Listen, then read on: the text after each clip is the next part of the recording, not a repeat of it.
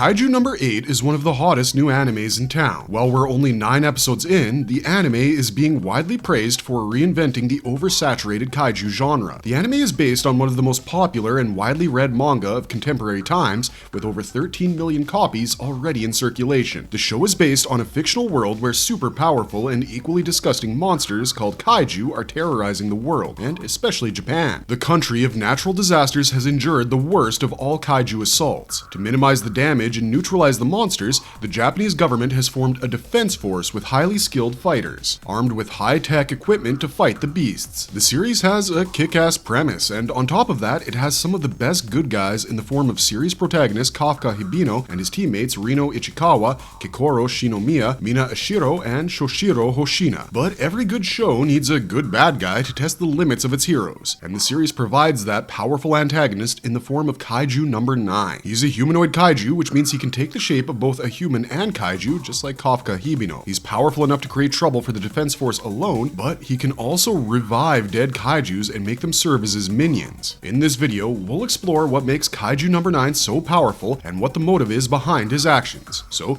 without wasting any more time, let's dive right into it. Anyways, before we get too deep into our explanation, we have a very small request. If you like our content, please support us by subscribing to the channel. It's a small click for you, but for us, it means a lot. Thank you. Let's begin. Who is Kaiju number 9? Kaiju number 9 is the main villain that's introduced in the initial parts of the manga. Before him, a few gross and disgusting kaijus are introduced in the story, but they don't really show any personality and are just interested in mindless destruction. They come out of nowhere, people see them and start screaming while running, then the badass soldiers of the defense force arrive at the scene and neutralize the monsters in style. When that's all taken care of, the cleaners at Monster Sweeper Inc. arrive to do their job cleaning the insides of the dead kaiju off of public property. It's an extremely gross, difficult, and important job. And here we meet the protagonist of the series, Kafka Hibino, who is a senior cleaner in the company and often has to clean the delicate monster parts like their poopy-filled small intestines. Kafka wanted to join the defense forces since he was a child, but after multiple failures to do so, he gave up and joined the cleaning service instead. He often sees his childhood friend and the captain of the defense force, Mina Ashiro, in action fighting monsters in style, and Kafka laments at his failure of being unable to fulfill his purpose of one day fighting by her side. After getting injured while saving a new recruit named Rino Ichikawa from a surprise kaiju attack, the 32-year-old cleaner is advised and encouraged by him to try one more time to join the defense forces, as the age limit for taking the exam has been increased. Kafka agrees, but right then we meet the first kaiju in the series with some personality. The tiny flying monster is not the kaiju we're going to discuss extensively in this video, but still, it's important to get to Kaiju number 9 as he turns Kafka into a humanoid kaiju, named Kaiju number 8, by entering his body through his mouth. Being violated like that must have felt pretty off, but you know what wouldn't feel bad? Giving a thumbs up to this video and sharing it with other anime enthusiasts. It would take just a few seconds of your time, but it would be immensely helpful to us, and it would help us keep bringing you videos like this. Moving on, Kafka gets the kaiju's power, helps a cute little girl by saving her mother, and also takes part in the Defense Force exams, becoming the worst performing member in the physical section of the exam. Here, he also meets a young and feisty aspirant, Kikoro Shinomiya. This tiny girl is a prodigy and is already considered the best talent available for recruitment. She's the daughter of the Director General of the Defense Forces and has already developed the ability to generate a substantial amount of power in the special suit worn by the soldiers of the Defense Forces. She impresses the examiners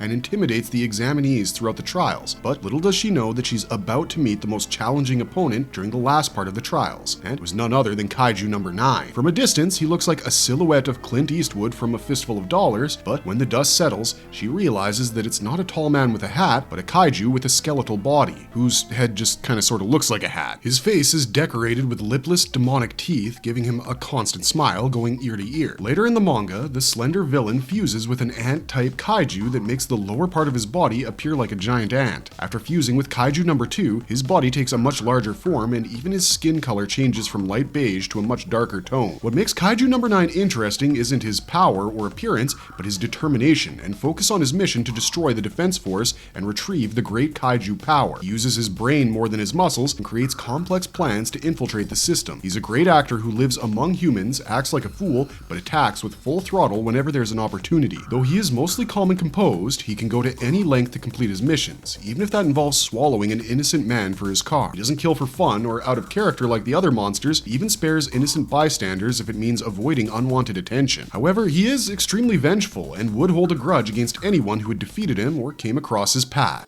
How powerful are Kaiju No. 9's regenerative abilities? Is it capable of regrowing limbs or even recovering from complete destruction? Kaiju No. 9 is one of the most powerful kaiju in the series and one of the most powerful fighters overall, including the elite soldiers of the defense forces. Upon his introduction, he overwhelmed the best trainee, Kikoru Shinomiya, and almost killed her, if Kafka hadn't interfered at the exact right moment. This is particularly impressive because platoon leaders like Kikoru are extremely powerful and can hold themselves against giant monsters, but Kaiju No. 9 treated her like a plaything. He humiliated Kikoru with his casualness, dodging her powerful attacks with ease and seriously wounding her with his finger bullets. The main reason behind this is his impressive regenerative abilities. Kaiju No. 9's regenerative powers allow it to heal from injuries at an exceptionally rapid rate. This ability makes it nearly indestructible in combat, as it can recover from wounds that would be fatal to other fighters, including other kaiju. The regeneration process is not only fast, but also highly efficient, enabling Kaiju No. 9 to bounce back from significant damage in a matter of moments. Whether it's recovering from slashes, gunshot wounds, or even more severe injuries like limb loss, Kaiju No. 9 can regenerate damaged tissue almost instantaneously. The regenerative abilities of Kaiju No. 9 also have a profound psychological impact on the opponents he fights. The sight of a seemingly invincible enemy that can recover from any injury is demoralizing and intimidating, especially to those who lack real battle experience. This is exactly what happens to Kikoru first, and later to Lino and Iharu when they face the monster. This psychological warfare adds an extra layer of complexity to battles, as our heroes must overcome not only the physical threat posed by Kaiju No. 9, but also the mental strain of fighting an indestructible foe. However, just like other kaiju, he's not completely unkillable. Once the core is destroyed, he will die. But the problem here is that his core is extremely well protected.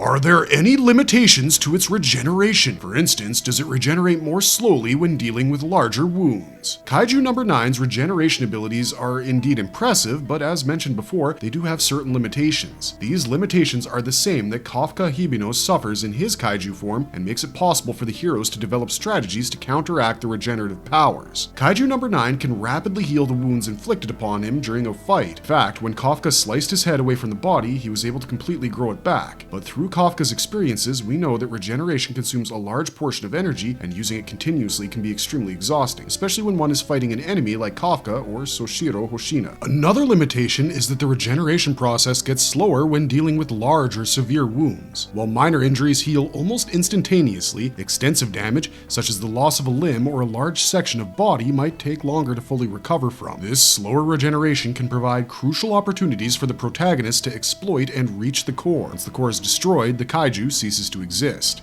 How does Kaiju No. 9 transform between its different forms? Can he shapeshift? What makes Kaiju No. 9 so terrifying is not just his remarkable regeneration abilities, but his ability to transform into multiples. We've seen that Kafka can transform into multiple kaiju forms, but No. 9 is one step above him, as he can't only turn into multiple kaiju forms, he can also shapeshift into multiple human forms. He has assimilated himself completely into human life by getting a cleaner job at Monster Sweeper Inc. and executes his evil plans to take down the defense forces while also doing his day job. In one scene, after getting wounded, he not only stopped and stole a car on the highway, he also consumed its driver and made himself appear like it. He can also shapeshift to hide his core and get an upper hand during battle. He generates multiple limbs, expands, morphs, and elongates his body. Forget the finger bullets that he uses to attack enemies. Yes, he uses his hand like a gun and shoots his fingers towards the opponent to penetrate their body armor. In the later parts of the manga, he fuses himself with other kaijus and the ant types, and even the Dai Kaiju called Kaiju No. 2. After the fusion,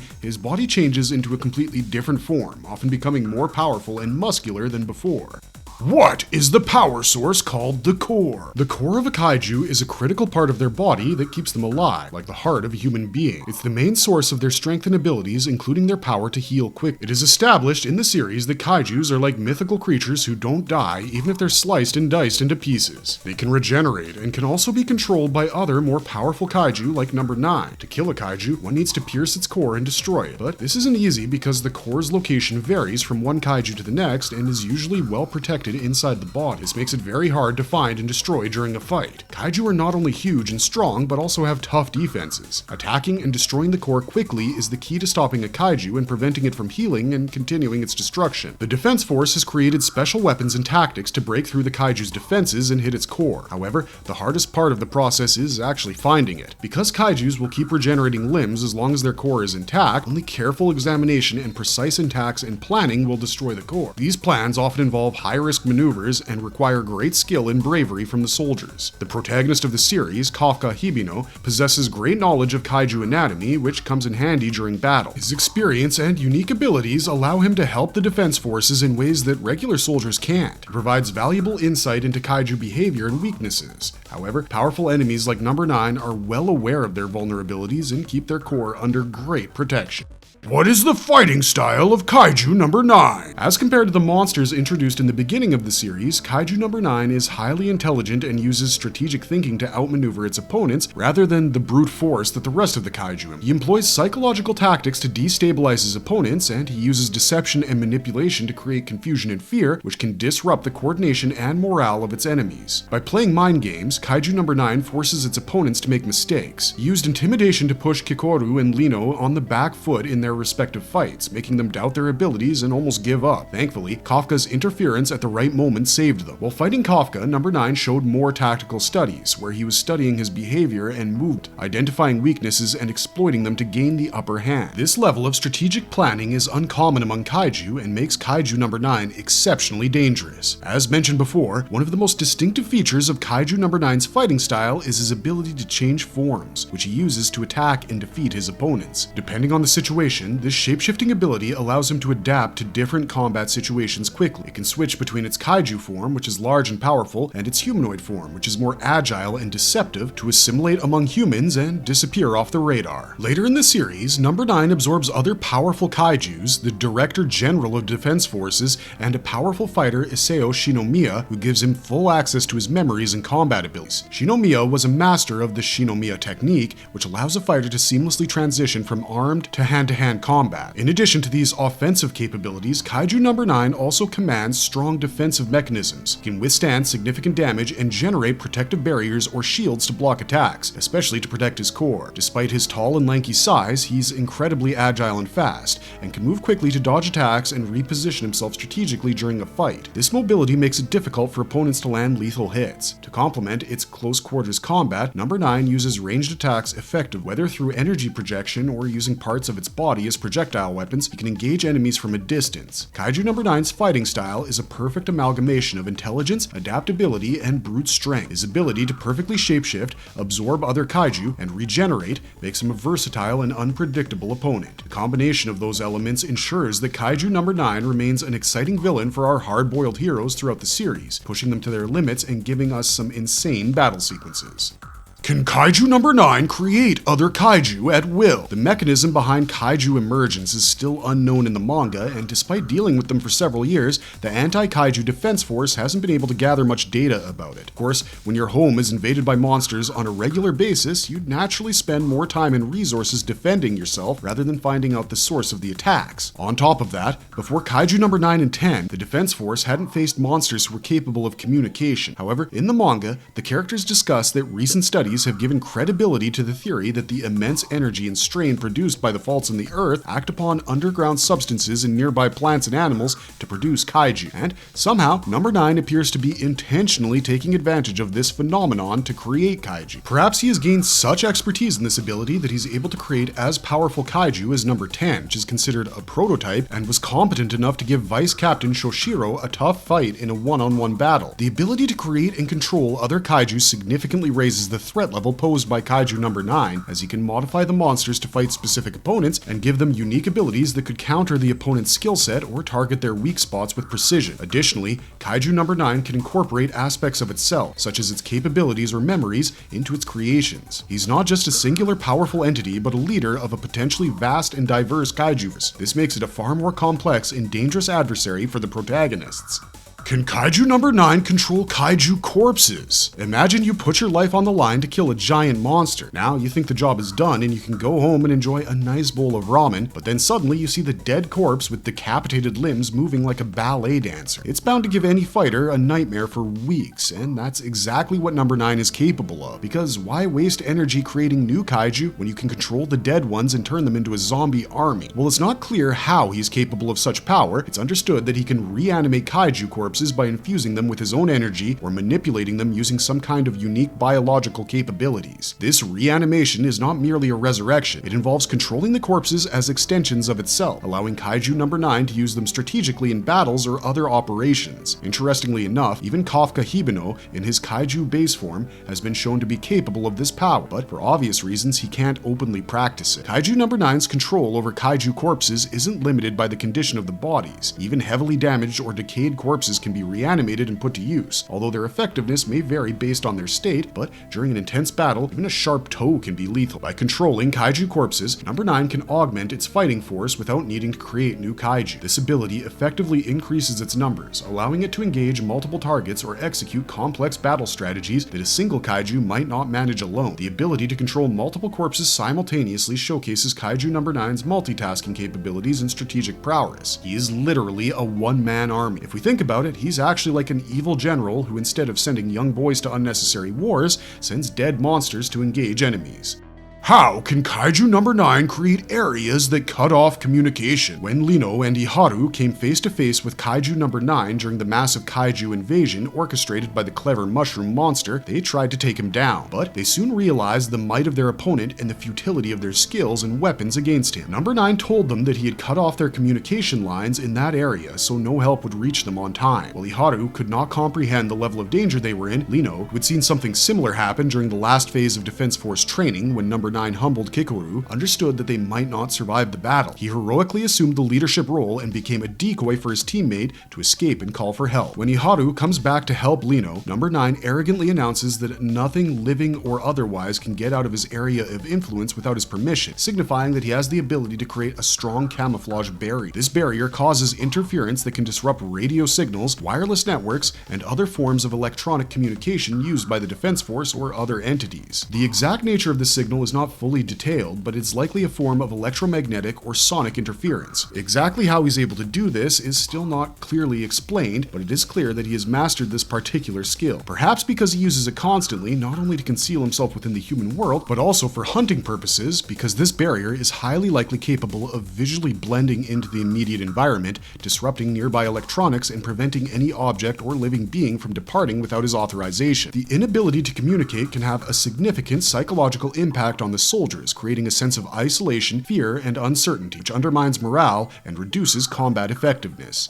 What are the overall powers of Kaiju number 9? To put it simply, Kaiju number 9 is awesome. He's one of the most powerful and interesting antagonists in recent anime, and definitely one of the best villains in the Kaiju genre. We've already discussed the awesomeness of the special powers and skill set in his arsenal, but before exploring that in detail, let's shed light on two understated abilities of number 9. The first would be his keen intellect. He's an extremely smart and tactical specimen, especially for a Kaiju. Intimidates his opponents without ever underestimating them or overestimating himself. The fact that he has seamlessly assimilated among humans and still almost perfectly executes his plans to disrupt the defense forces is a testament to the brains of this brainiac. The second understated aspect of his power is his proficiency in hand-to-hand combat. The reason for that is perhaps because he uses his fingers in battle more than his hand. But let's not forget that he defeated Isao Shinomiya in combat and absorbed it. He acquired his skills and experience, making him much deadlier than before. His other powers that we've already mentioned are energy projection, rapid regeneration, absorption, shapeshifting, and even telepathy. Is there anything this guy can't do? The makers of this series really went all out during the creation of number 9. Is he immortal? Despite possessing endless awesomeness, Kaiju number 9 isn't immortal. He can regenerate fast. In fact, he can regenerate so fast that even the loss of his head doesn't cause him to panic, but despite that confidence, he is still vulnerable to death. His strategic intelligence and resilience make him an exceptionally difficult adversary to kill, giving him an almost immortal appearance. However, he's not truly immortal, as if his core is targeted and destroyed, he will die. The Kaiju are strong only when their core is safe. Once it's destroyed, even number 9 would cease to exist, but that's not an easy task. Even if his core wasn't removed or penetrated with bullets or swords, there's no guarantee that he'd live forever anyways. As every biological specimen has a finite lifespan, Number 9 might also simply die of natural causes. Though he's not technically immortal, his formidable regenerative abilities and supreme defense mechanisms make it extremely difficult to kill him. Marvelous verdict! Kaiju Number 9 is another jewel in the crown of this popular series that has already garnered critical and popular favor for its likable characters and exciting narrative. A strong villain with a complex personality is what makes the hero's journey interesting. While Kafka is already an underdog due to his age and physical weakness, the psychological impact of facing an intelligent, adaptable, and seemingly indestructible foe like Kaiju Number 9 is going to be significant for his character development. Not just him, but even other fighters of the Defense Force feel a sense of fear and uncertainty while facing the Mushroom Man, adding a layer of excitement to the overall story. But that's all we got for you today. Have you seen Kaiju Number 8? Are you enjoying it? What's your favorite thing about the popular anime? Do you think Kafka Hibino would be able to defeat an enemy like Number 9? Comment down below to let us know your thoughts, and don't forget to like this video and subscribe to Marvelous Anime.